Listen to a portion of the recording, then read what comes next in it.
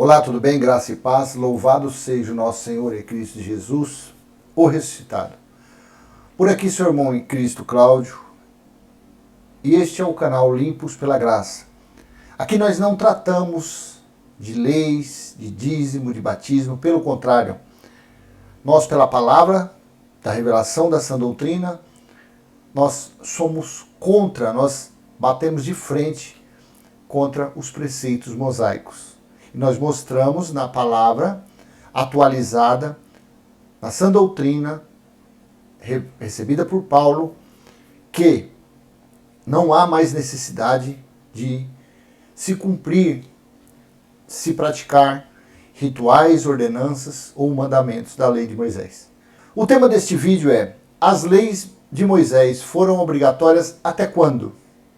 Vamos ler alguns versículos e nós chegaremos ao pleno conhecimento de que as leis de Moisés teve um prazo para ser cumpridas. Disse Jesus de Nazaré, não o Cristo ressuscitado. Disse Jesus de Nazaré nos dias de sua carne, no livro histórico de Mateus, capítulo 5, versículo 17 e 18. Não pensem que vim revogar a lei ou os profetas. Não vim para revogar, mas para cumprir. Porque em verdade lhes digo, até que o céu e a terra passem, nenhum i ou um tio jamais passará da lei, até que tudo se cumpra. A religião se utiliza muito desses dois, principalmente do 17, para dizer que ainda devemos não, eu estou fora, porque eu não frequento esses lugares, que os seus fiéis ainda devem cumprir leis e rituais de Moisés. Só que eles não explicam para os seus fiéis que esse versículo, Jesus de Nazaré estava falando em uma época para uns ouvintes diferentes dos ouvintes do ano depois do ano 70, quando Deus julgou Israel. Jesus falou este versículo antes da crucificação, antes do cumprimento do sacrifício de cruz pelo qual ele passou, ou pelo batismo da cruz que ele passou. Porque a religião se utiliza dizendo que no Rio Jordão Jesus se batizou, então todos devem se batizar para se purificarem dos pecados. Mas não é isso. Jesus de Nazaré praticou a lei de Moisés, que era a lei da purificação. Todo cordeiro, afinal de contas, Jesus de Nazaré era foi o cordeiro que tirou os pecados do mundo. E os pecados hoje nós sabemos que eram as leis de Moisés.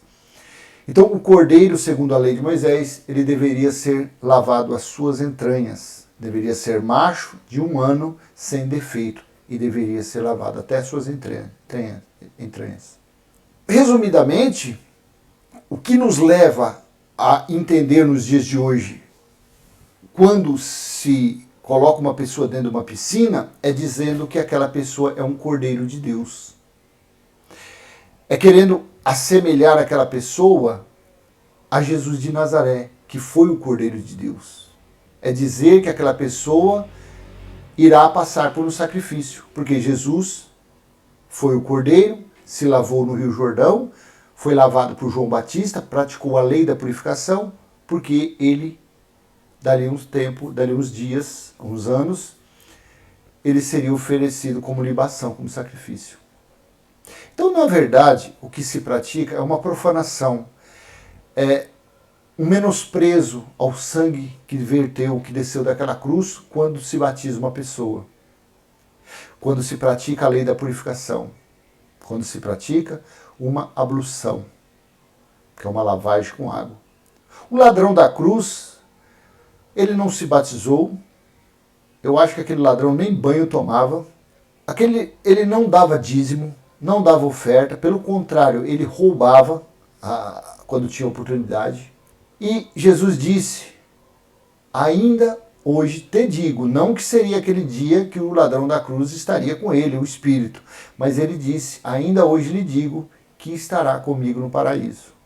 Se esses costumes, esses preceitos, essas ordenanças que se fazem nos dias de hoje, que sempre fizeram, vamos à casa de papai buscar a Deus, vamos praticar a Santa Ceia, que nada mais é do que uma imitação fajuta da Páscoa judaica. Não, mas em Lucas 22, Jesus participou da Santa Ceia. Mentira! Jesus participou com os 13, com os 12 em volta daquela mesa da Páscoa judaica. Porque eles deveriam participar, porque foi uma ordenança em Êxodo capítulo 12 para os israelitas, para o povo judeu. E Jesus e os discípulos, eles eram judeus. Então, meu amado, é muito... Eu não frequento, eu tenho nojo desses lugares. Eu peguei nojo depois que eu conheci, que eu estou conhecendo essa doutrina. Cada dia eu pego mais nojo. A palavra, os ensinamentos desse povo é esterco. É o que Paulo disse. Tudo que ele aprendeu com Gamaliel a respeito da lei, a respeito do judaísmo, ele considerou aquilo como refúgio, como esterco. É o que eu considero e considerei, por pouco tempo que eu participei desses lugares, como esterco, como vômito. Porque é tanta mentira, tanto engano, tanta fraude, que é difícil de engolir. Não pense que vim revogar a lei ou os profetas. Não vim para revogar, mas para cumprir. Jesus teve um prazo para cumprir a lei, ele teve. Porque em verdade lhes digo, até que o céu e a terra passem, nem um i ou um tio jamais passarão da lei, até que tudo se cumpra. A teologia devia ler esses dois versículos, só que peguei esse finalzinho aqui, ó, até que tudo se cumpra. Deixa eu colocar na NVI para ver se também fala assim. Vamos testar textos bíblicos aqui para ver. Não pense que vim abolir a lei ou os profetas. Não vim abolir, mas cumprir. Digo a verdade, enquanto existirem céus e terra, de forma alguma desaparecerá da lei a menor letra ou menor traço, até que tudo se cumpra. Veja, até que tudo se cumpra. A religião ainda espera se cumprir. Para eles ainda não se cumpriu nada.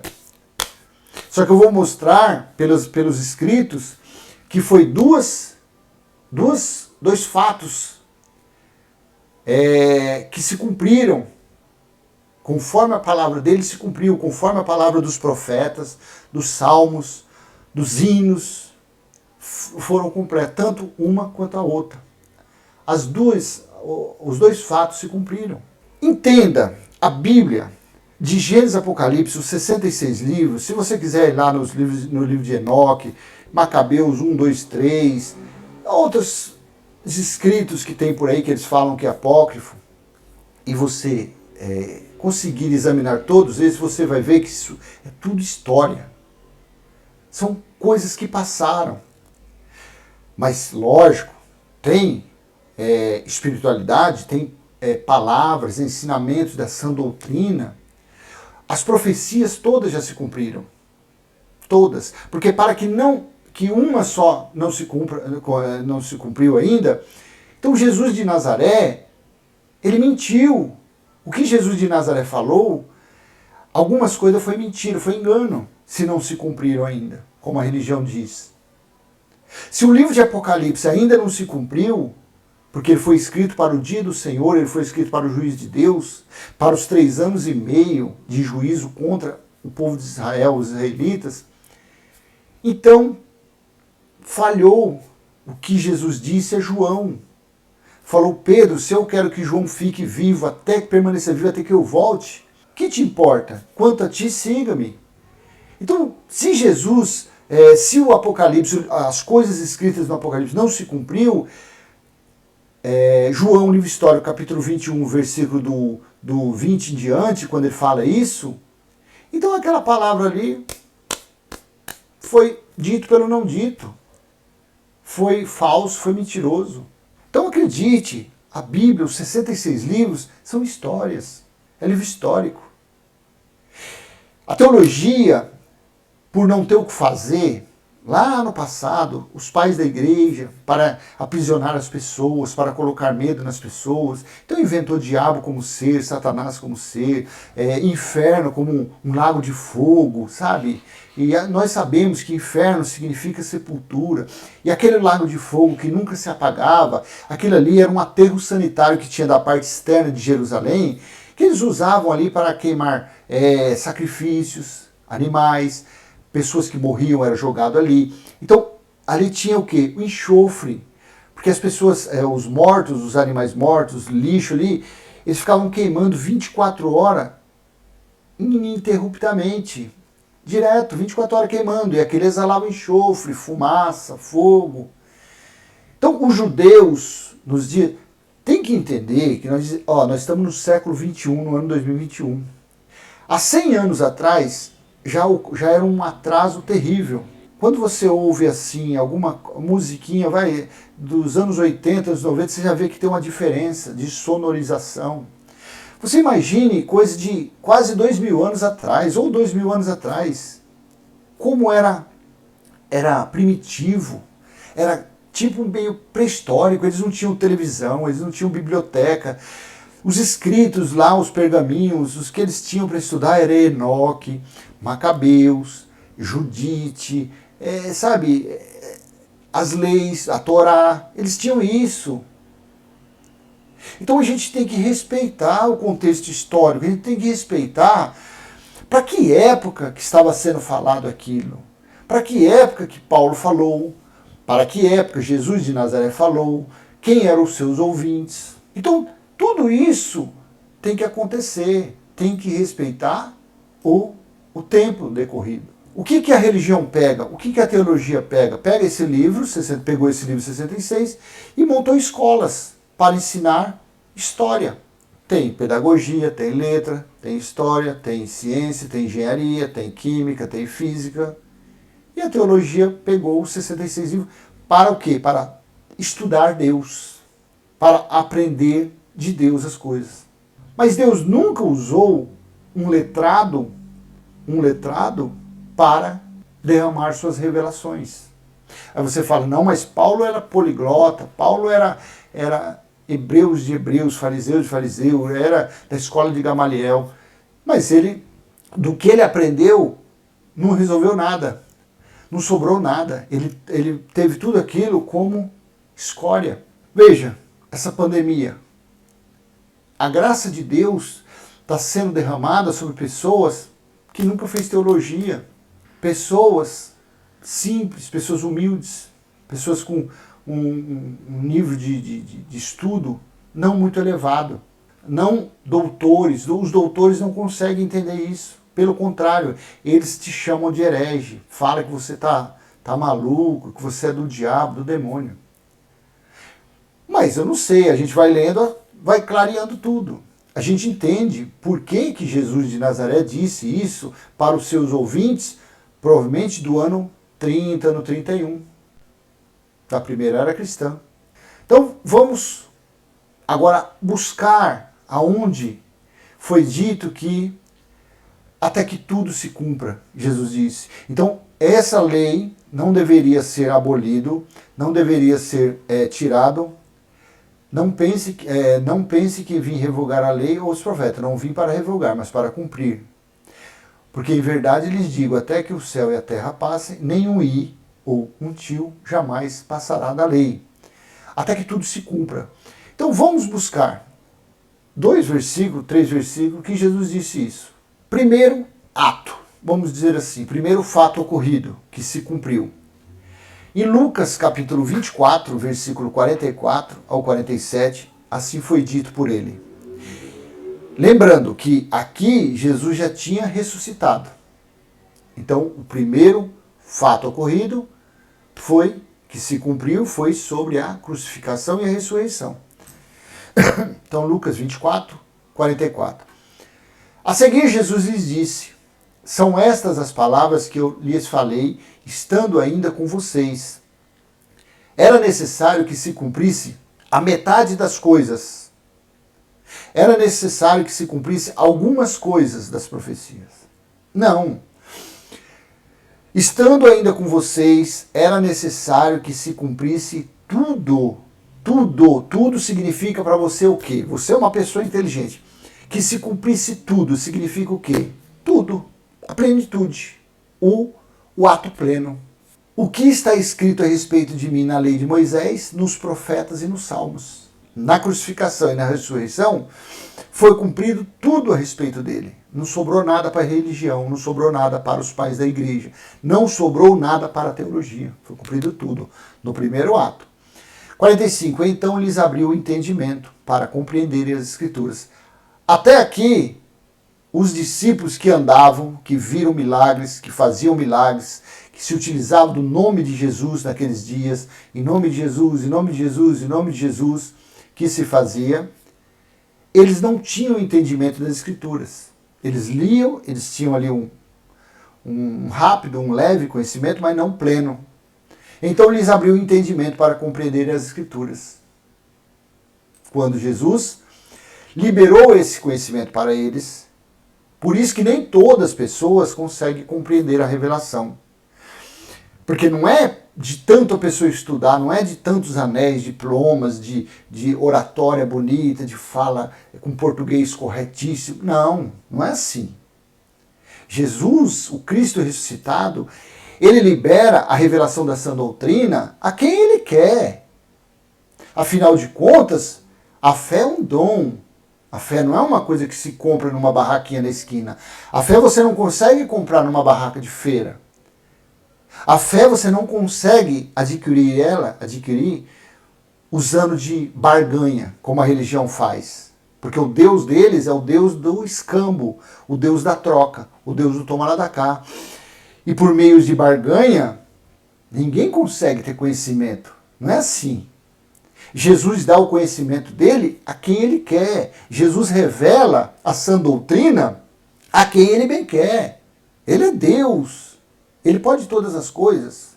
Então os discípulos andavam com Jesus, faziam milagres e via coisa, e o espírito imundo saía, e o deficiente, nos dias de hoje não se fala mais aleijado, desculpa, hoje em dia os deficientes físicos e andavam, os cegos, o mudo falava, o surdo ouvia, e os discípulos viam. Mas os discípulos não tinham conhecimento, estava lacrado, estava selado, o véu ainda estava posto no rosto deles. O véu de Moisés, da lei mosaica, estava no rosto deles. Porque afinal de contas eles estavam debaixo da lei. Então lhes abriu o entendimento para compreender as Escrituras. 46. E disse-lhes, assim está escrito que o Cristo tinha de sofrer, ressuscitar dentre os mortos ao terceiro dia. E que em seu nome pregasse arrependimento para a remissão dos pecados de todas as nações, começando em Jerusalém. Então, vou parar aqui no 47, porque depois o assunto não é esse. Então, até o dia que Jesus quis, o entendimento dos discípulos ainda não estava aberto. Só que aqui já tinha se cumprido tudo a primeira parte. São estas as palavras que eu lhes falei, estando ainda com vocês. Era necessário que se cumprisse tudo. Tudo o que está escrito a respeito de mim na lei de Moisés, nos profetas e nos salmos.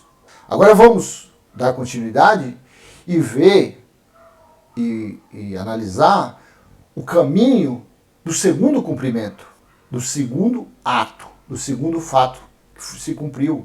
Então, a respeito da crucificação, aqui Jesus disse que se cumpriu tudo do que estava escrito em Moisés, nos profetas e nos salmos. O segundo e último fato, último, eu garanto pelo Espírito que foi o último fato, porque a Escritura prova isso. O segundo e último fato que deveria ocorrer era a sua vinda como juiz e julgasse os israelitas. A parousia ou parousia ocorrida no ano 70 DC.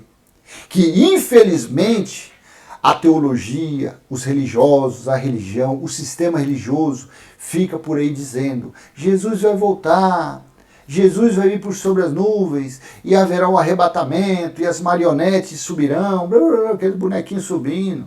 Então, para a religião, eles vivem antes do cumprimento do primeiro ato, porque eles estão lá que diz que enquanto não se cumprir tudo, não pode cair nem um I nem um J da lei de Moisés. Então eles estão na lei de Moisés. Só que eles não praticam tudo, tá? A circuncisão, vê se você vê por aí alguma sinagoga dessa circuncidando as pessoas. De forma alguma. A lei do liverato também, eles não praticam. Também não pratica. Que é casar, sempre ficar ali, casando com a cunhada, e eles não praticam isso. Quando o filho é desobediente, vê se eles levam o filho lá no meio da rua, na praça, para ser apedrejado. Porque assim dizia a lei de Moisés. Eles não praticam isso. O que eles gostam é o quê? Dízimo, que é uma mentira, que nunca foi dinheiro, que era alimento, e que era levado na casa do tesouro, que havia em Jerusalém, mas no qual, quando Deus julgou Israel, ele derrubou aquele templo. Jesus disse, Mateus capítulo 24, versículo 3, não ficará pedra sobre pedra que não seja derrubada. Quando Jesus voltou como juiz, ele derrubou tudo aquilo. Acabou. Não existe mais sacerdote, não existe mais levita no mundo, não existe mais depois do ano 70 para receber dízimos e ofertas. Ah, mas e as ofertas que nós damos na nossa igreja? Não, onde você vai é uma igreja, onde você vai é uma sinagoga, é um templo feito de pedra. E oferta, quando você busca no original, Paulo nunca mandou, depois que Paulo recebeu a revelação, Paulo não falou mais em oferta, Paulo fala em contribuição ou em bênçãos. Porque no manuscrito, no Códice Sinaíticos, que está na Biblioteca da Inglaterra, segundo Coríntios capítulo 9, quando fala ali a respeito da contribuição, não fala oferta lá no original, fala bênçãos. Ou Paulo diz, cada um contribua conforme tiver. Por que oferta? O nome ofertas é significado de oferenda. Era oferecido para a manutenção do templo, que estava de pé, e para as festividades, os rituais que se faziam dentro do templo. Por isso que o nome era, naqueles dias, oferta. Não mais nos dias de hoje.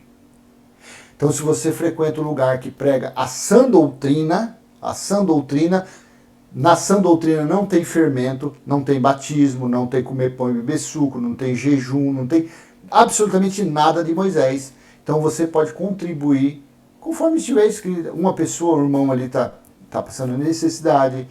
De repente, os irmãos alugaram um espaço e eles não pregam a lei de Moisés, eles falam a respeito da sã doutrina, que a parousia já correu, que Jesus já voltou, que o templo de Deus foi estabelecido no Espírito dos eleitos. Então tudo bem ali. Aí ajuda a pagar água, luz, o aluguelzinho, contribuindo conforme tiver proposto no coração, sem nada de oferta, sem passar envelopes, nada disso. Nada disso. Então, continuando aqui, o segundo e último fato que deveria ocorrer era a sua vinda como juiz e julgasse os israelitas na parousia. Veja, Lucas capítulo 21, versículo 20 ao 24. Se você ler esse capítulo inteiro, ele fala sobre a escatologia, sobre quando Jesus diz que viria como juiz e julgaria Israel e julgou os israelitas. E um dos fatos ocorridos, que ele falou que era o sinal que ele estava voltando, era o sinal da sua volta, da sua vinda, era quando visse Jerusalém sitiada, cercada de exército. E que exército era esse que iria cercar Jerusalém? Foi o exército romano, que era comandado pelo general Tito. E na época, o seu pai, o imperador, era Vespasiano. E o tempo que durou os confrontos, as guerras em torno de Jerusalém foram 3 anos e meio. Foi da metade do ano 66 ao ano 70.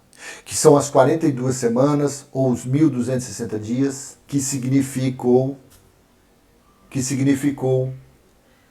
o juízo dele, a volta dele. Vamos ler. Lucas 21, 20. Quando, porém, vocês virem Jerusalém sitiada de exércitos, saibam que está próxima a sua devastação. 21. Então os que estiverem na Judéia fujam para os montes. Os que se encontrarem dentro da cidade saiam dela. E os que estiverem nos campos não entrem na cidade. Versículo 22. Aqui está esse versículo. Porque esses dias são de vingança, para se cumprir tudo o que está escrito. Que seria o segundo ato, o segundo fato. Que foi a vinda dele, seria a vinda dele como juiz. Seria a parousia ou parousia. Seria o juízo de Deus. Seria o derramamento da ira de Deus contra o povo de Israel. Então, a primeira foi quando ele veio e foi oferecido como sacrifício, que teve morte de cruz. Ali se cumpriu tudo que se falava a respeito da morte e da ressurreição. E o segundo viria quando? Quando Jerusalém estivesse sitiada, quando você lê versículos, situações que antecederam isso, está em Mateus 24, Marcos 13 e Lucas 21. Fatos que precederam a volta dele, a vinda dele. E por que aconteceria aquilo? Porque esses dias são de vingança. Quando viesse o juízo, quando houvesse tribulação, mortes, levado judeus ali como escravos, tudo aquilo ali era o que? Significaria a vingança de Deus contra aquele povo. Para se cumprir tudo o que está escrito. Depois do ano 70, não ficou mais nada. No ano 33 ocorreu a crucificação e no ano 70, naquela geração, a qual ele falou que não passaria daquela geração sem que tudo ocorresse, aconteceu o segundo fato. Versículo 23, ai das que estiverem grávidas e das que amamentarem naqueles dias. Naqueles dias significou o juízo de Deus. Quando você lê, eu falo isso sempre, aqueles dias, naqueles dias, depois daqueles dias, foi quando Jesus voltou. A religião não entende assim, a teologia não entende assim, ficam futurizando. Então, para eles, aqueles dias, já se passaram quase 2000 anos, eles ainda estão, depois daqueles dias, daqui a 1000 anos, estarão falando, lá, porque vai ser tudo robô, parece que vai ser tudo robô e tal, e tudo sofisticado, e eles só na mente já vai estar um falando, depois daqueles dias, e tome tempo e vai. Porque para eles futurizam tudo. Porque afinal de contas, se eles não fizerem isso, quem frequentará as suas chamadas igrejas? Quem frequentará os seus alçapões, as suas arapucas? Ninguém. Por isso que eles são obrigados a ficarem mentindo. Ai das que estiverem grávidas e das que amamentarem naqueles dias, porque haverá grande aflição na terra, e ira contra este povo. Jesus estava falando ira contra aquele povo. Ele estava falando isso provavelmente no ano 32, porque haverá grande aflição na terra e ira contra este povo, contra aquele povo. Infelizmente, a religião manda isso contra este povo como se fosse nos dias de hoje. 24. Cairão a fio da espada e serão levados cativos para todas as nações. E, até que os tempos dos gentios se completem, Jerusalém será pisada por eles. Os tempos dos gentios aqui foram 42 semanas ou 1260 dias, que dá tanto um ou outro, que se dá a metade, tempo e a metade de um tempo também, que dá 3 anos e meio, que foi da metade do ano 66 ao ano 70. Então, quando ocorressem esses fatos descritos aqui, princípio das dores, tá? Depois você lê, destruição do templo, está vendo? Alguns falavam a respeito do templo, como estava ornado de belas pedras e de dádivas. Então Jesus disse, vocês estão vendo essas coisas, virão dias em que não ficará pedra sobre pedra que não seja derrubada. Deus no ano 70 derrubou o templo, aonde eram levados os dízimos e as ofertas.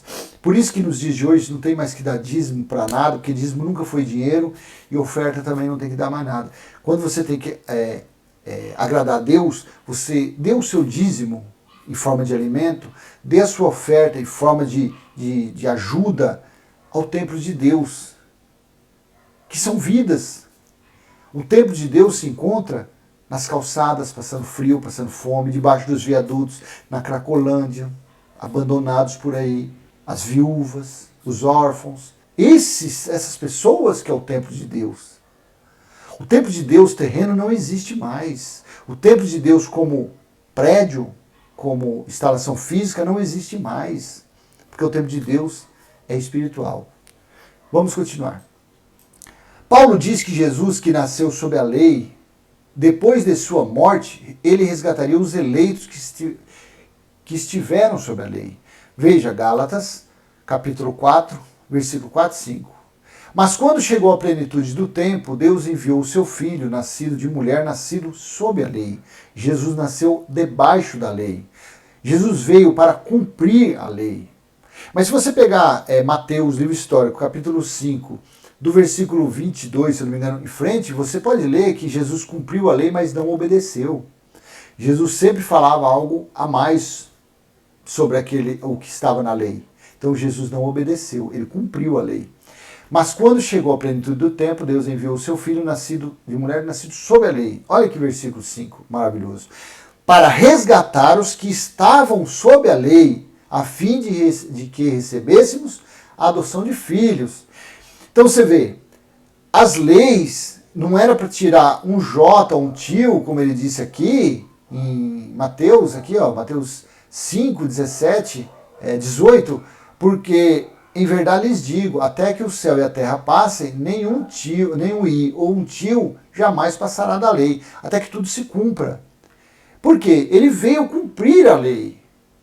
Mas Paulo, pelo Espírito da graça, pela revelação recebida no terceiro céu, disse que, mas quando chegou a plenitude do tempo, quando chegou o tempo determinado por Deus, quando se cumpriu a geração falada por Daniel, lá no capítulo 9, versículo 2, que ele falou sobre em que geração que haveria de ocorrer isso.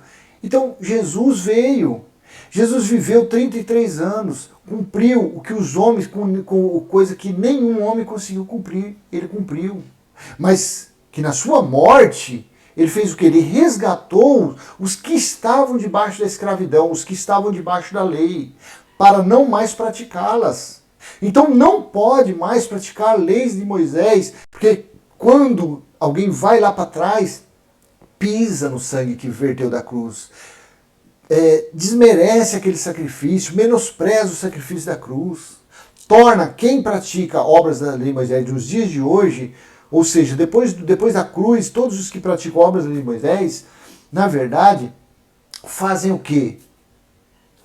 Para a pessoa que faz isso, ela torna o sacrifício da cruz em vão. Ela torna a morte de Jesus de Nazaré naquele madeiro em vão. Por isso que está o mundo do jeito que está. Por isso que as pessoas vivem debaixo de maldição. Vê vulto, vê espírito pulando para lá e para cá, igual pipoca. A vida das pessoas é uma... No domingo está salvo, na segunda perde a salvação, na quarta está salvo, na quinta, sexta perde. E assim vai, a pessoa não sabe. As pessoas, infelizmente, que seguem essas religiões, estão debaixo de maldição.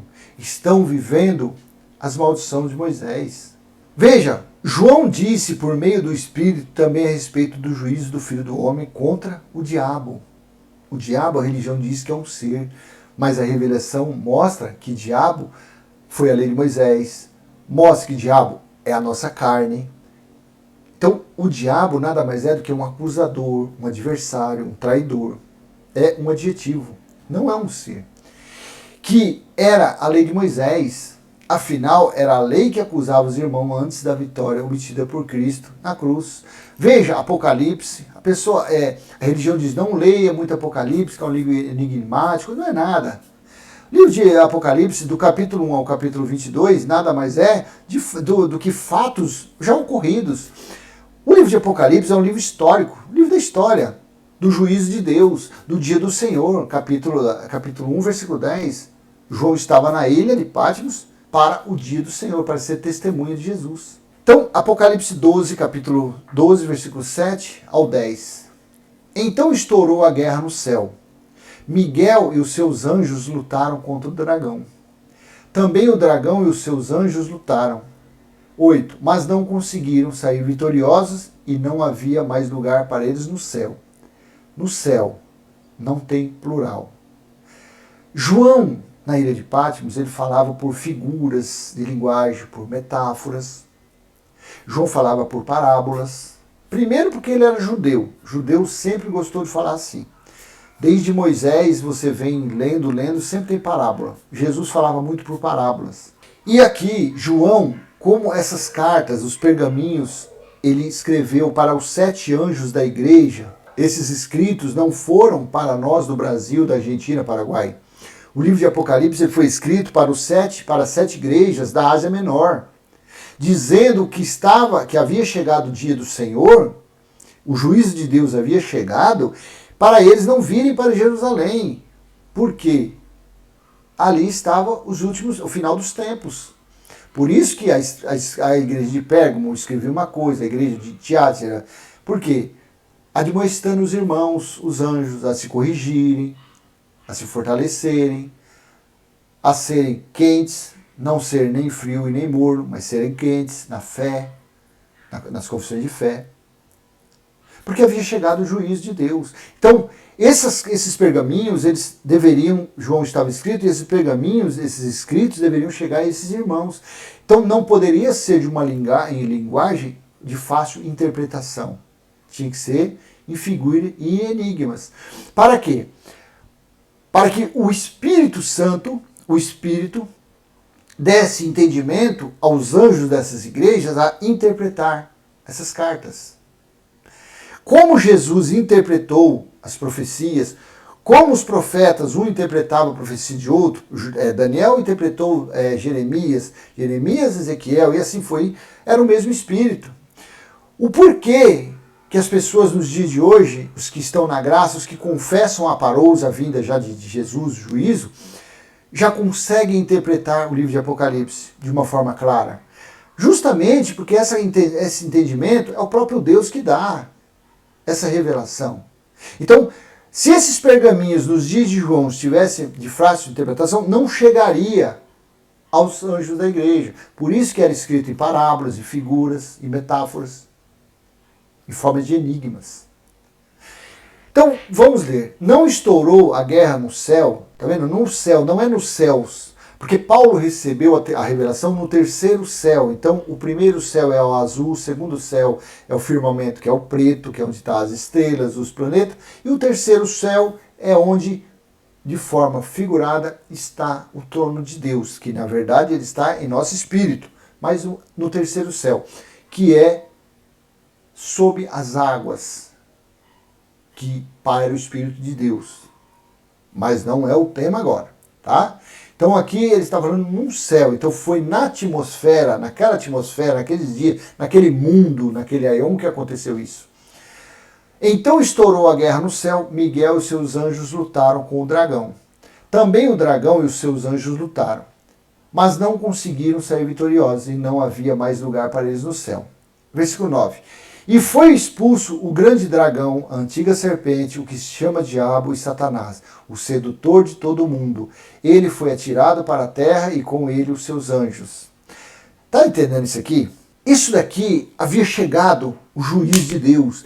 Os soldados romanos, general Tito, havia cercado Jerusalém. Já estava ocorrendo lutas intensas com as armas que eles tinham naqueles dias. Não existia tanque de guerra, não existia míssil. Então já havia estourado essa guerra em Jerusalém. Isso aqui ele estava falando. Foi expulso o grande dragão, a antiga serpente. Ele foi atirado para a terra. Aí a religião pega, ele foi atirado para a terra, aí vai lá em Isaías, capítulo 14, versículo 12. Lúcifer foi. Mas se você ler a partir do versículo 3, de Isaías, capítulo 14, versículo 3, fala que é uma sátira ao rei da Babilônia. Era uma forma de zombar do rei da Babilônia. Quando Deus julgasse Israel, quando Deus julgasse, no caso, a Babilônia, ele era para zombarem do rei da Babilônia. Pode ler lá. Isaías 14, versículo 3 em diante, ele fala sobre a sátira. Aí eles falam, não, que Lúcifer, estrela da manhã, caiu do céu. Mas estrela da manhã, lá em Apocalipse capítulo 22, fala que era Jesus. Não é isso. Outra passagem, Ezequiel 28, tá vendo? Foi lançado do alto, aí eles falam que foi lançado um ser. Aí eles pegam essa passagem aqui e diz, o sedutor, ele foi atirado da terra, e diz que essa passagem também, tá vendo? Aqui comprova que ele foi lançado do céu. Ô, cara pálida, isso aqui fala de uma forma, de uma metáfora do que estava acontecendo em Jerusalém no juízo de Deus. E ele foi atirado para a terra, e com ele os seus anjos.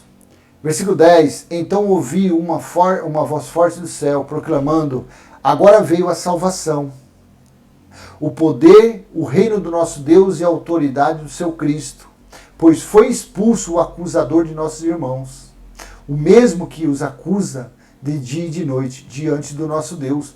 Quem é que acusava os irmãos naqueles dias? Estou te perguntando. É o diabo? Satanás? Demônio? Quem é que acusava os irmãos? Quem condenava? Quem escravizava? A lei de Moisés. O diabo era a lei de Moisés. O acusador era a lei de Moisés. Quando aqui havia, o templo provavelmente já havia vindo abaixo. Já tinha sido destruído, ou então já estava sendo destruído, porque falou, então ouviu uma voz forte do céu proclamando, agora veio a salvação, o poder, o reino do nosso Deus e a autoridade do seu Cristo, pois foi expulso o acusador de nossos irmãos. Então já estava sendo destruído o templo, porque o símbolo maior da lei de Moisés era o templo que havia em Jerusalém, era considerado como a casa de Deus, morada de Deus na terra. Mas na verdade não era a morada de Deus, aquilo ali era o símbolo maior do legalismo, onde eram levados os sacrifícios, os holocaustos. Nesse local havia sacerdote, havia levitas, os fariseus, os doutores, os escribas se orgulhavam de ser conhecedores da lei de Moisés. Era isso. Esses versículos do 7 ao 10 nada mais é do que uma figura de linguagem a respeito da destruição do templo. Que o acusador de nossos irmãos estava sendo destruído, estava sendo derrotado. Que era o símbolo maior da lei de Moisés. Então ouviu uma voz forte do céu proclamando, agora veio a salvação, o poder, o reino do nosso Deus e a autoridade do seu Cristo.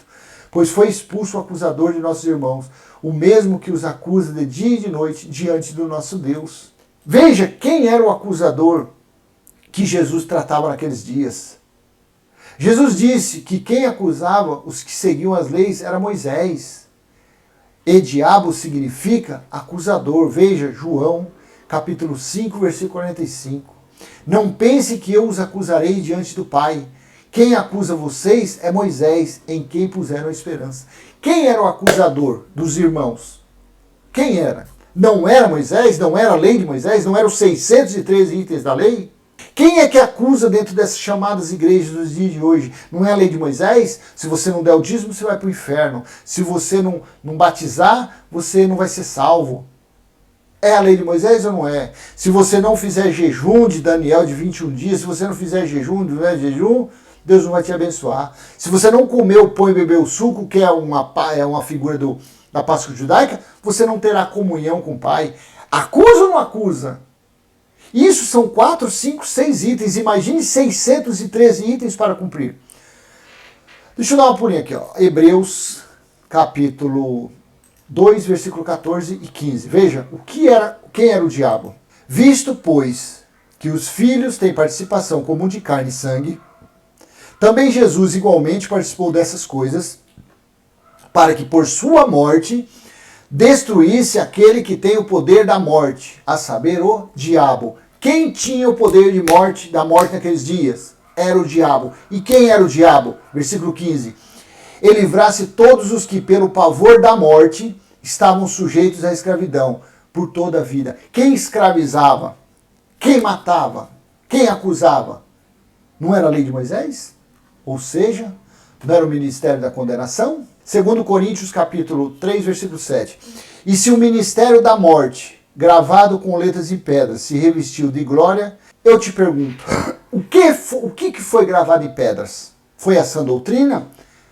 Ah, foi a lei de Moisés. Então, o ministério da morte era o quê?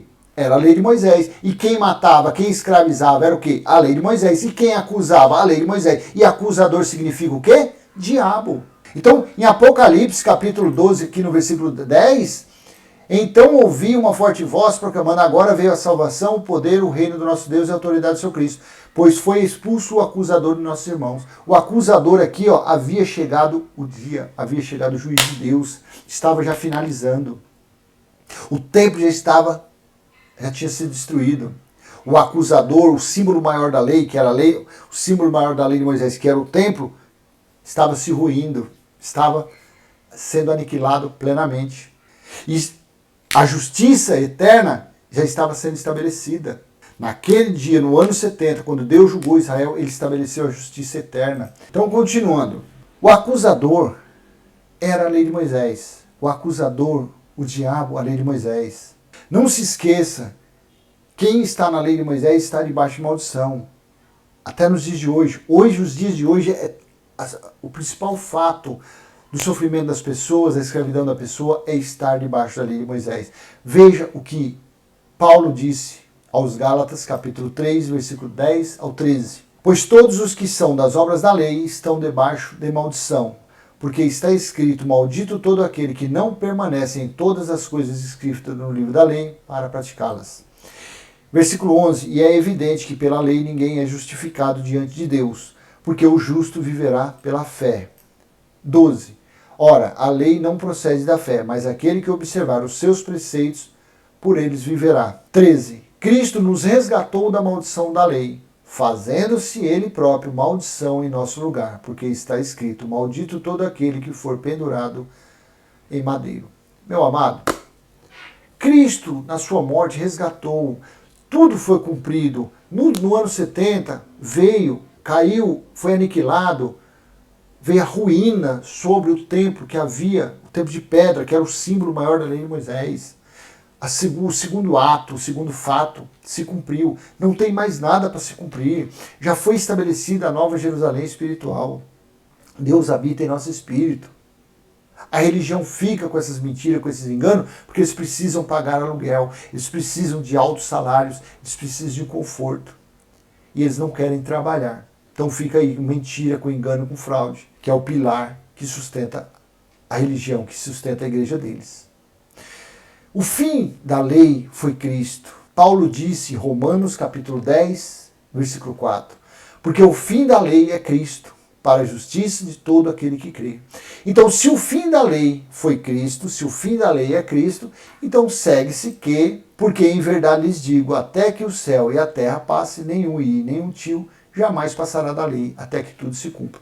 Então, se o fim da lei foi Cristo, se o fim da lei é Cristo, já se cumpriu tudo. Paulo disse pelo Espírito dele, pela vontade dele? Não. Paulo disse pela revelação recebida no terceiro céu, diretamente de Deus. Então, Paulo falou essas palavras pelo Espírito da graça. Então, eu vou ficando por aqui. O tema deste vídeo foi: as leis de Moisés foram obrigatórias até quando? Até se cumprir. Primeiro ato, primeira vez foi a crucificação na cruz. E o segundo foi no ano 70, na parousia, na vinda do Filho do Homem como juiz, que julgou Israel. Acabou. As leis escritas, espirituais, até a cruz. O símbolo maior, onde era oferecido sacrifício, onde havia sacerdotes, levitas, foi no ano 70. Acabou. Zé fini. Não tem mais que cumprir lei nenhuma. Tem que aprender a reinar em vida, tem que aprender a estar no reino de Deus, vivendo com o próprio Deus em espírito e em verdade. Amém? Graça e paz, vou ficando por aqui. Se essa mensagem foi útil para você, dê um like e compartilhe. Até a próxima, se Deus assim permitir. Tchau, tchau.